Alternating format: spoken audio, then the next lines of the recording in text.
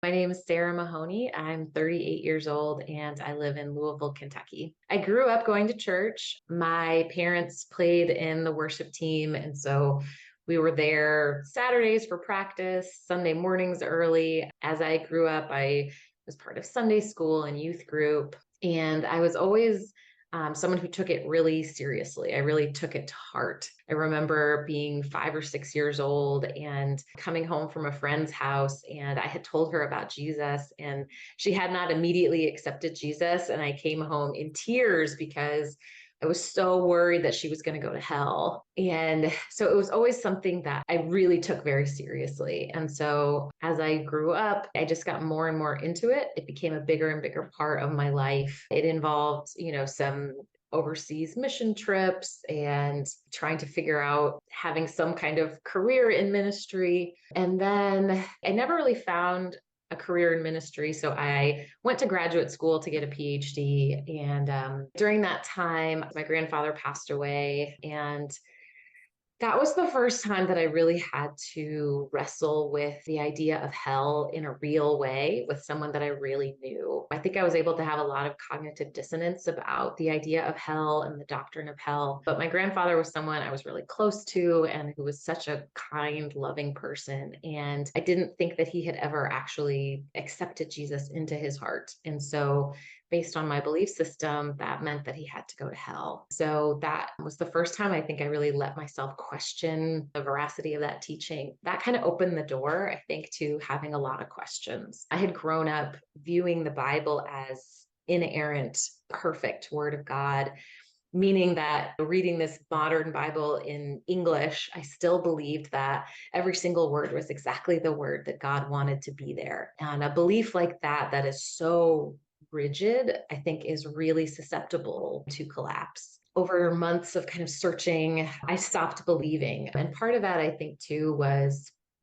spending time praying to God, asking God to help me, asking God to give me faith, and just never hearing a response and just feeling like there was no one else on the other end of the line. Like I was just talking to myself. So eventually I had a moment where I specifically remember the moment where I stopped believing, and it felt like relief to me, like this sense of relief of, oh, I don't have to do this anymore. I don't have to try so hard. And so after that, I stopped identifying as a Christian and I no longer believe in God.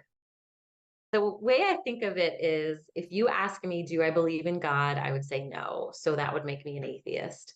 But on the other hand, if you were to ask me, are you sure there's nothing else out there? I would also say no. So I like the term agnostic for that. So however you want to label it. I guess the definition of a higher power would be some type of, I don't know, force or energy or being that's beyond natural laws. But I don't know, it's such, just to say higher power or force, I think is such a broad, inclusive statement. So I think a lot of things could fit into that. So if God is so big and so different from us that we can't comprehend him, I'm okay with that concept as long as that God doesn't require that I understand him enough to accept him and not have to go to hell. I could get on board with the idea that there is something greater, that it's so much greater we can't understand it, and then just kind of resting in the fact that we can't understand it. I deconstructed back in 2009. So the landscape was super different then. And I think the big issue, it was always still abortion, but there was definitely the issue of gay marriage was kind of the big political discussion point at the time. I don't think either of those political issues played a role in my deconstruction. I do think there was some relief of being able to form my own opinions about those things. So, for example, the way that the Bible talks about the role of women always really bothered me. I grew up in a church where women were not allowed to teach, women were not allowed to preach or hold leadership roles. And it always flabbergasted me in that I loved studying, I loved reading, I loved teaching people. That's my profession now.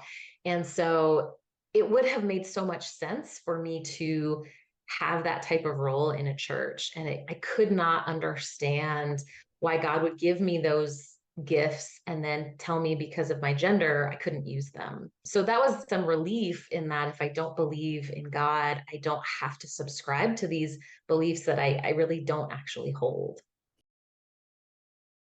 I certainly think there is still a percentage of women who are part of either the evangelical faith or just a really conservative faith who still firmly believe in traditional roles. I know that there are definitely denominations and churches that do allow women to do more, but I don't have a good sense of what the kind of general public's opinion on women's roles in the church would be.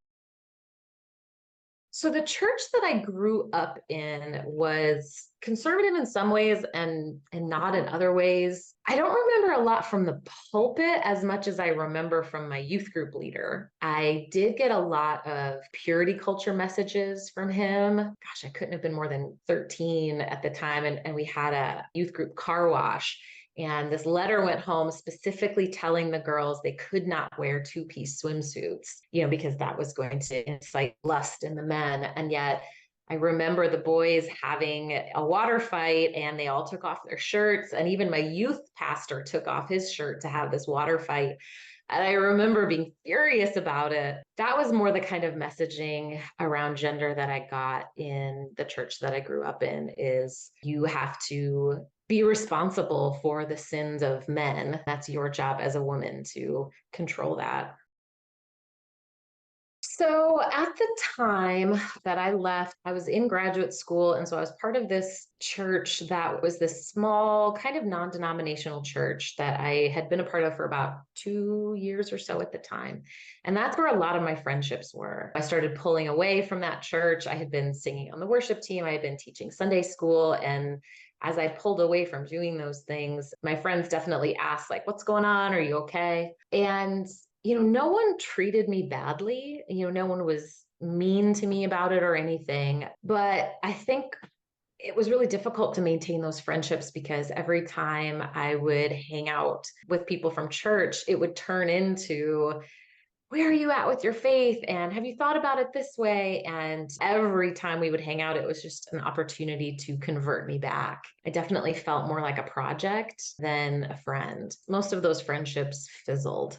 And then my family was a whole other can of worms. My sisters took it fine. I told them and they understood and it was okay. I actually made a special trip home to tell my parents. So I was living in South Carolina at the time and they were in the Chicago area. And I flew home to tell them just in like October because I didn't want to ruin Christmas. So I just kind of broke it to them and my mom cried, which was awful. I felt terrible. And my dad, he and I had a really long theological discussion. I feel lucky though, in that I know a lot of people who have come out, I guess, to their parents have a really negative reaction or the relationship is irreparably damaged. And that was not the case for me. So, I think my parents and I have gotten to a place where we just kind of respect each other. My mom will still tell me that she's praying for me, and I see that as a sign of love from her. The timing was interesting in that I left my faith kind of halfway through my PhD program. The last year or two of my PhD program was a pretty lonely time. I was leaving my church and leaving those friends, and I didn't have a lot of friends in the lab that I was working in. And so that was really lonely and isolating. After I finished, then I got a job in another state. And so I got to kind of start over and make friends brand new without them having this expectation that I was this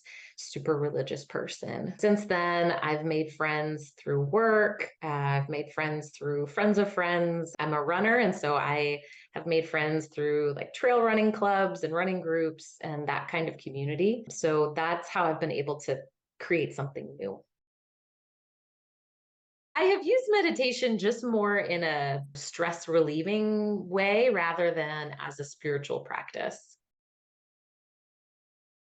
I think it would take a lot for me to join another religion. I don't know what it would take to convince me of a higher power being real. I'm not interested, I don't think, in reading a different ancient text and trying to figure out, is this passage meant for me and trying to decide if I'm hearing God in my head or not. So I think it would take something pretty dramatic for me to want to be religious again. That was such an interesting journey, leaving my faith and leaving that sense of purpose that I had. My perspective now is that you don't have to have eternity in order for things to be meaningful. I think I draw meaning from the connections that I have with other people, from being able to be communicating with someone and really know that I've heard them and they've heard me, to show kindness to people, to make the world just a teeny tiny little bit better. I get a lot of meaning from that. But I will say what has changed for me is that I no longer think that there's going to be some end of life report card where someone is going to come down and say you did good or you did bad. I think that takes the pressure off a little bit, and it's a little bit more okay to say, hey, we're just doing the best we can. So my best guess is that we just cease existing. I'm definitely open to being wrong about that. I am not certain of that. I know people have had things like near death experiences, and there are some physiological explanations for those, but they're still interesting to me. But maybe something happens. I don't know. I never felt a significant connection to the church I grew up in a single person. I'm not sure anything I would have to say would really make much of a difference. I don't think I have any quibbles. It would be more to God that I would want to say something. I would have a lot of questions. I would want to know, why did you hide from us? Why did you make it so hard? Did you actually create hell? Is hell real?